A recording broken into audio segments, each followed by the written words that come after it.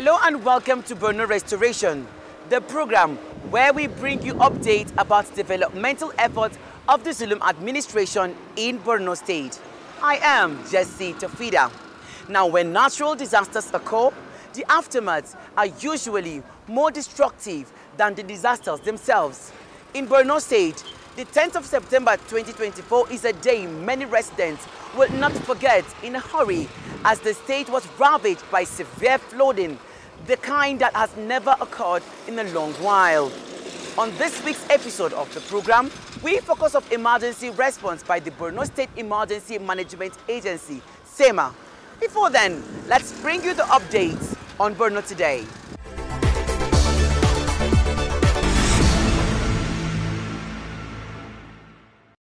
This facility, along with other buildings, were razed in the recent attack on Murte. Hundreds of families were forced to relocate due to growing attack. Zainab Abacha is among those who fled Murte in search for safety. She's now returned after peace is restored. She says it was scary. I thought I won't see this day, but thanks to the military and the state government for their efforts. She's not alone. Other people who have returned also expressed happiness to be back home. According to authorities, keeping villages unoccupied will increase the likelihood that terrorists will infiltrate and put improvised explosive devices in the area. About 20,000 people have left Marte to Dukwa. This is very obnoxious to the government, to the federal government as well as the state government. Because this huge number of people is a threat on itself. But Alhamdulillah, we came back home. And then yesterday we spent a night here, you have seen, with the support of the Nigerian army, with the support of our gallant civilian jet hunters and vigilante. We are back here in Marte, and then the communities are now resettled for the second time now. So far so good, you have seen we have strengthened the resilience of the community. We have increased the numbers of civilian jet hunters and vigilante in order to complement the efforts of the Nigerian army. The Nigerian army has also increased the workforce that are residing in this town, and we have taken many measures that need not to be explained here because it's a security matter. The struggle to sustain peace in the towns and villages across the state is still ongoing. Residents of these villages show resilience to endure the threats, especially with the help of local authorities.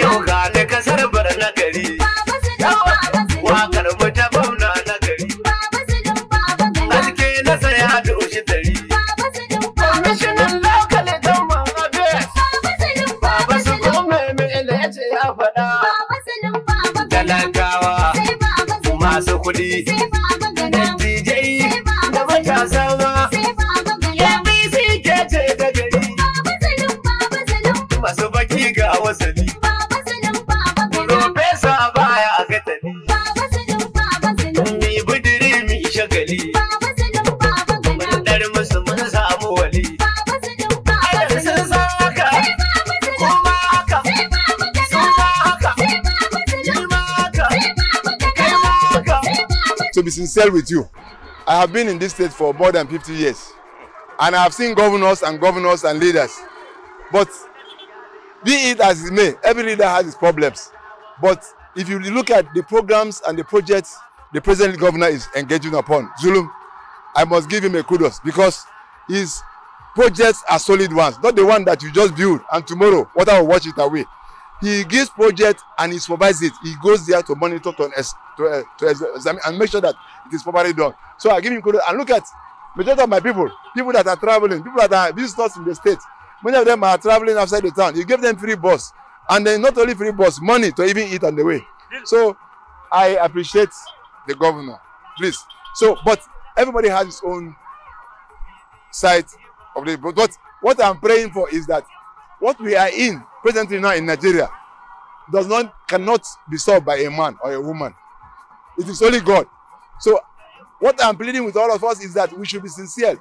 As you are dealing with your next neighbor, think of what somebody will do to you that will be good to you. And so if you know that that thing you want to do to your neighbor, that's not good, don't do it on your next neighbor. Think positively good for your neighbor.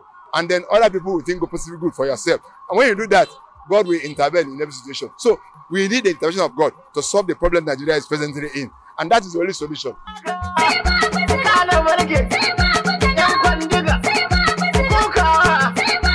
The people affected by the insurgency have migrated to Maiduguri and environs. And now with the resettlement process, more communities are now being rebuilt so that more displaced persons will now return back to their communities and ensure that healthcare is being provided.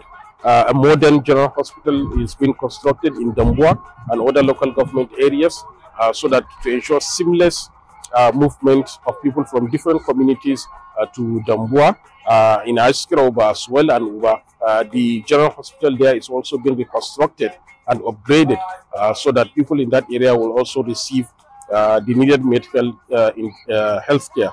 Equally, with regards to education, more schools will be constructed, more teachers will also be employed, as the governor has rightly captured in his budget. 500 more teachers will be employed and will be deployed to communities in their need of these newly recruited teachers. So by and large, the state government, yes, there are challenges, but it's focusing more to ensure that more education is being provided to more people, more healthcare centers are being also built and also employed more healthcare workers. As you know, the governor, His Excellency Professor Babagana Umar Zulum, has directed that there should be enhanced package with regards to remuneration to medical doctors, and more doctors will also be deployed. In his recent visit to southern part of Borno State, he directed that more medical doctors should be deployed to Goza, more medical doctors should be deployed to Uba and Askira Uba. People of Borno State should expect more developmental work with regards to infrastructure and other critical intervention, so they should expect more services with regards to livelihood support to victims of insurgency and also victims of flood disaster. They will receive more livelihood support so that they should earn their means of livelihood. This is what the governor has been saying, that people should earn their means of livelihood. Gone are the days when government will be providing handouts to people so that they will always rely on government for intervention.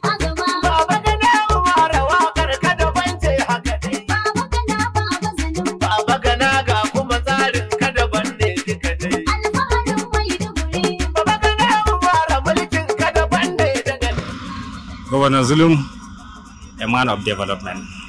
Governor Zulum, a principled man, and the Governor Zulum is a man who I can say is a man who is for his people day by night. He's a man of his people, for his people all the time. Because you can see since his assumption of office from his first year as governor of Borno State till date, Professor Zulum is always day by night with his people, going to local government areas, going to nook and crannies of the state, only to make sure that his people sleep in peace, his people eat well, and his people dress well. Honestly speaking, Professor Babagana Umar Zulum is doing his best, and I wish him the best. And for me, he's doing everything. Yes, he has done well, and we hope he will continue doing the best things. I wish him all the best. My expectations from him is that scholarship, and the scholarship is put in place. He's doing the best thing. We wish him all the best.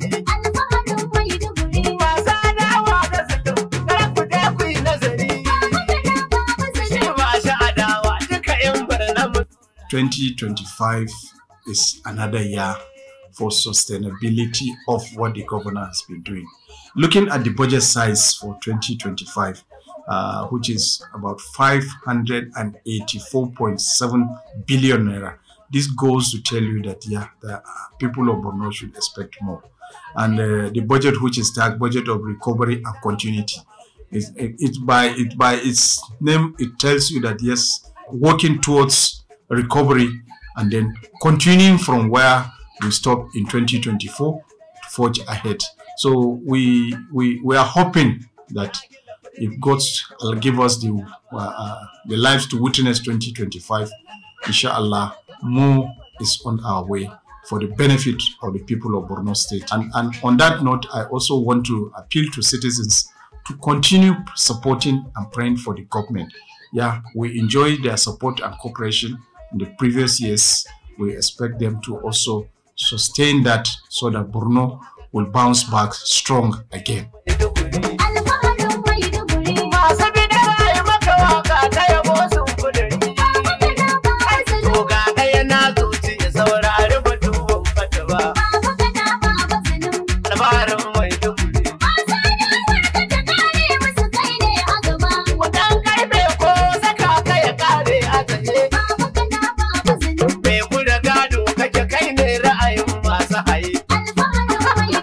Governor's performance or what he has done so far, particularly in terms of security, is superb, because we've seen so many communities being resettled, so many communities picking up the pieces of their lives, in contrary to the years of experience that they are having at IDP's camp, depending on handouts, and some of them even in neighboring countries like Chad, Niger, and other countries. So by and large, there's improvement in security fortunes of the state. And of course, in terms of education, we've seen massive retraining of teachers, which we urge the government to continue in that direction, because that will directly fight the years of insurgency and the mindset of terrorists, and of course catching the younger generation at tender age, giving them a sense of belonging.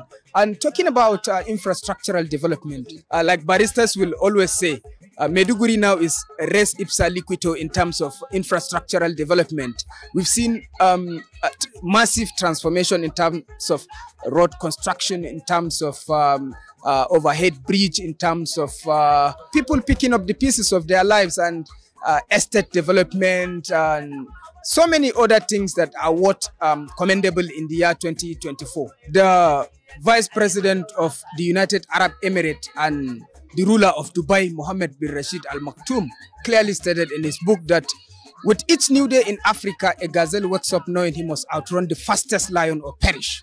And it is the same for the lion. It steers and stretches knowing it must outrun the fastest gazelle or staff. He said, whether you consider yourself as a gazelle or whether you consider yourself as a lion, you just have to run faster than others to survive. So the point I'm trying to make here is the governor, like he has already stated in during his budget presentation, he really need to match words with action, like we know him for, particularly in the area of industrialization, because an idle man is said to be the devil's workshop. And therefore, the governor really need to focus more attention on establishing industries or reviving moribund industries, or giving life or giving impetus to industries that are already there, so that it will serve as an avenue, as pathway to create multiplicity of job opportunities for teeming populace, for teeming youth, so as to hasten the post-insurgency recovery program of the government. And most importantly, I think the governor really needs to pay more attention on trans-border trade, giving more attention to border communities like the Gamborungala, the Kirawa axis, and other border communities, because Borno is sharing border with 3 different border countries of Chad, Niger, and Cameroon. If he gives more attention to trans-border trade, to reviving or giving more life to border communities, and of course establishing industries, it will really help in boosting socio-economic activities, and of course giving a life to Borno, and of course the Lake Chad, because Borno, we are very much sure, we are cocksure that if much investment is done in Borno, Nigeria will smile, Africa will smile, and the entire humanity will smile. Looking at the state government, the government tagged the 2025 budget as budget of restoration and continuity. So, if you can see, Maiduguri people have seen a lot.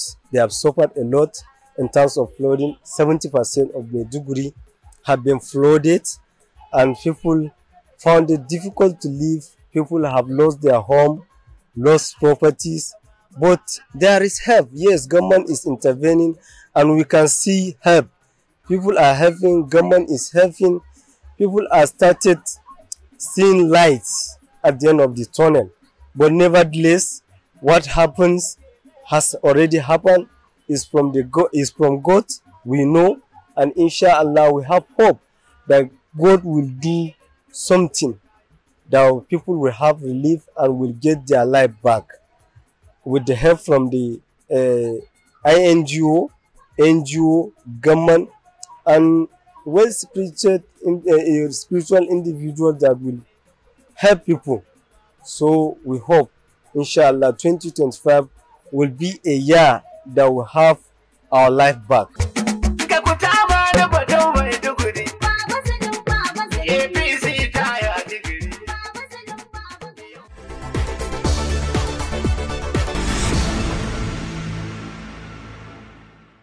Let's bring you the conversation I had with the Director General of the Borno State Emergency Management Agency, SEMA, Ali Abdullahi Isa.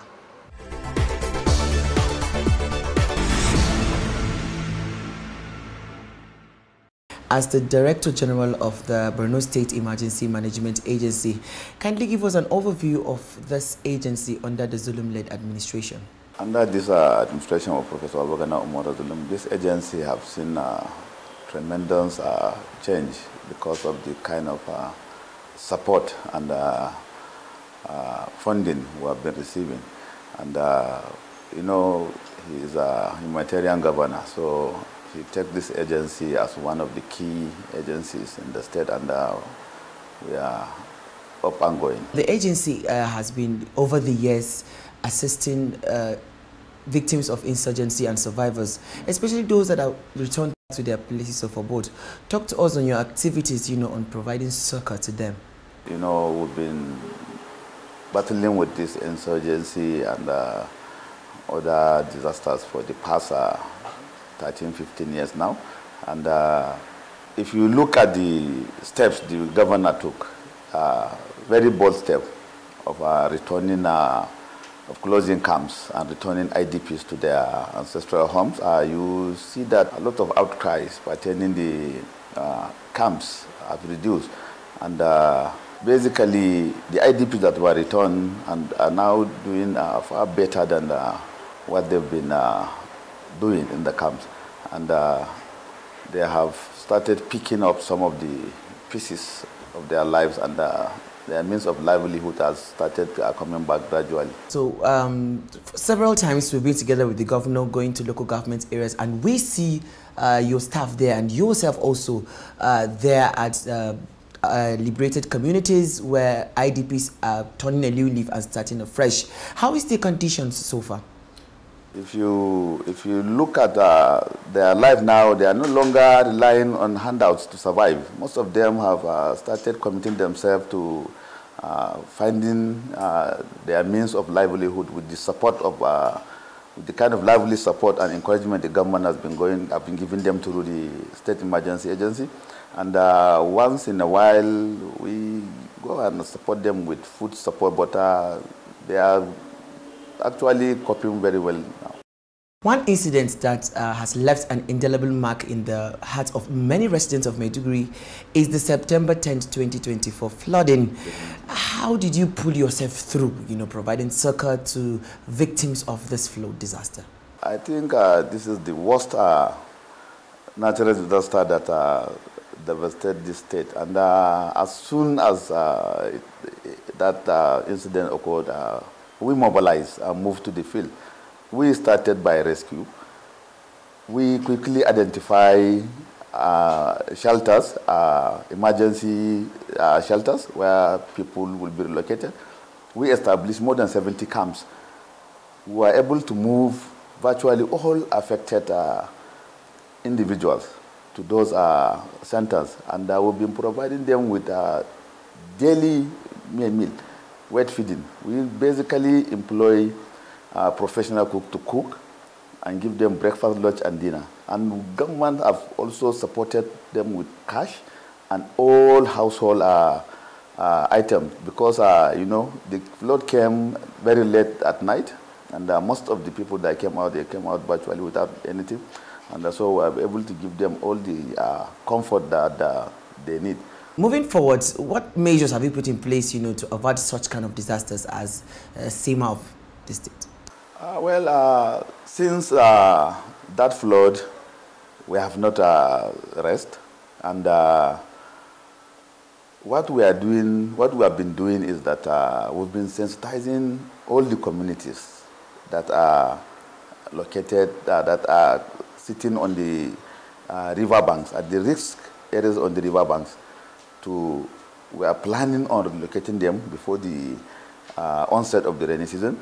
And currently, we are doing a lot of sensitization among the community on how to respond in case of another flood. And we are still trying to see that in relation with, there's a committee that was set by the governor, which is with the secretary of this agency, who are trying to desilt and dredge all the river banks, the waterways, so that at least we'll reduce the obstacle on the waterways, so that we'll minimize the risk of another flood occurring. In recent times, there are incidences of fire outbreaks in local communities. How much has SEMA, gone out to sensitize people on how, to use the fire, because most of them, they say, is from the fire. How much have you gone out to sensitize them on how best to use this? What we do is we've been going there, we've been telling them and teaching them how to construct the distance of space that they are supposed to live between houses, so that the fire cannot engulf the whole community. Because you see, because of lack of knowledge of this thing, they construct their houses and they are using thatch.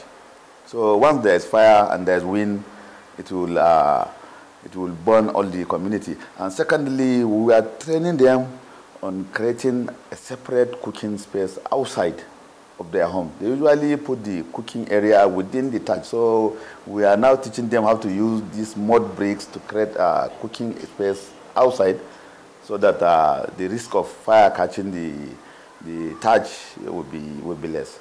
Now, as the DG SEMA, what legacy would you like to leave behind? I want SEMA to be at the forefront of emergency response in the whole country, because we have always been number 1 or 2 when it comes to response.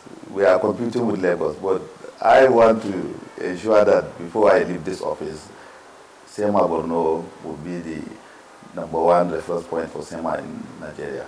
Now, with this opportunity, what would you like to say to the people of Borno? I want them to be law-abiding citizens.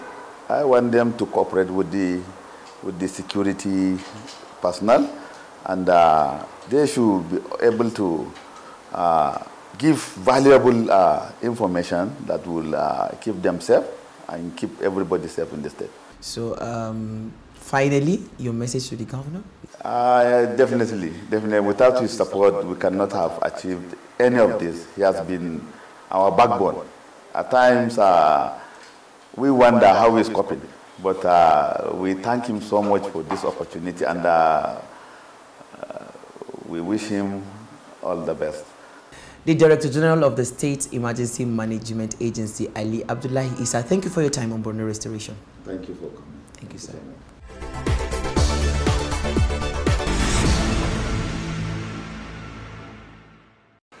And that's the much we can take on this week's episode of Borno Restoration. Next week, it's going to be a fresh episode. I'm Jessie Tafida. Thanks for watching. See you next time. Bye-bye.